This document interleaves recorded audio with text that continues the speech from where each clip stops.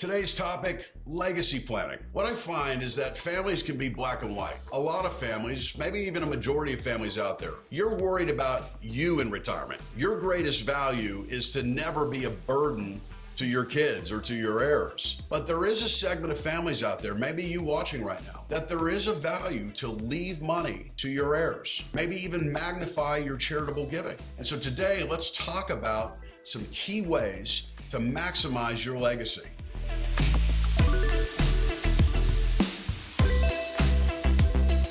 Chris Heerlein here, partner at REAP Financial, host of Retire Ready TV on KXAN, and host of Wealth Radio on News Radio KLBJ right here in Austin. Join me every Saturday, 1 p.m. Now, if you've been tuned into our channel for any time, you know this channel exists to discuss your life, your money, and ways to make the best educated financial decisions and truly optimize your financial world. If you like what you're seeing here today, hit the subscribe button down below to stay on top of the latest. Leave a comment, engage with us, and give us a thumbs up if you like the video. Now, as we dive back into our topic, I want to focus really on how to maximize your legacy. And by maximizing it, oftentimes that means disinheriting Uncle Sam from your investments and your wealth. And so we want to talk about ways to leave as much as you can tax-free to your heirs and magnify your charitable gifts if you have charitable intent. One of the most powerful accounts out there, and in my opinion, one of the most underutilized, is called a donor advised fund. Now, this is for families that have charitable intent and maybe you give charitably on an annual basis. And so always we're consulting, looking at everything through the tax lens going, hey, are there ways that you could save in taxes this year? Well, here's a great idea, not just for legacy planning, but also tax savings today and in future years. You can open a donor advised fund and think about it like a charitable savings account. And you can donate stocks to it out of your brokerage account. You could donate cash to it. There's a number of things you could donate to it. And see, by donating to it, you're able to get a tax deduction. And the tax deduction could be very sizable. But the key thing is when you donate to your donor advised fund, you're not necessarily having to relinquish control of the money just yet. Let me give you an example. Let's say that you give $10,000 a year to your church or charities of your choice.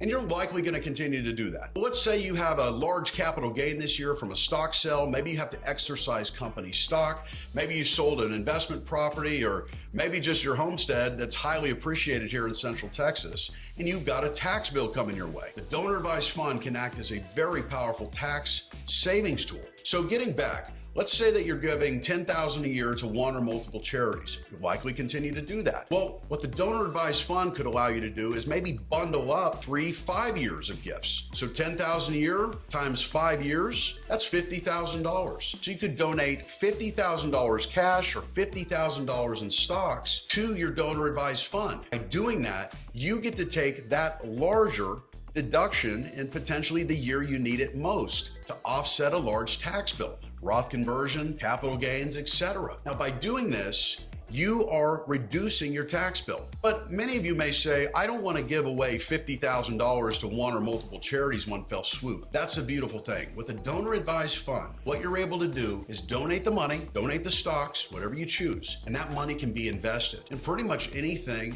you would like it to be. And then you can direct dollars out of your charitable savings account at any time throughout the year or multiple years to any charity of your choice. In fact, you could even leave this to your heirs and they could continue to give in the family name. You want to take it a step further, you could even dictate in your trust how those funds have to be used while you're here and even when you're gone. It's a very powerful and underutilized tool, and one that for those of you that give charitably really need to take a closer look at. Now, there's a number of ways that you can leave assets tax-free. Roth IRA is one of our favorite accounts. A lot of our successful families will utilize life insurance, not because they need life insurance, but life insurance is one of the most powerful ways to take a small amount of dollars and turn it into what could be a meaningful death benefit.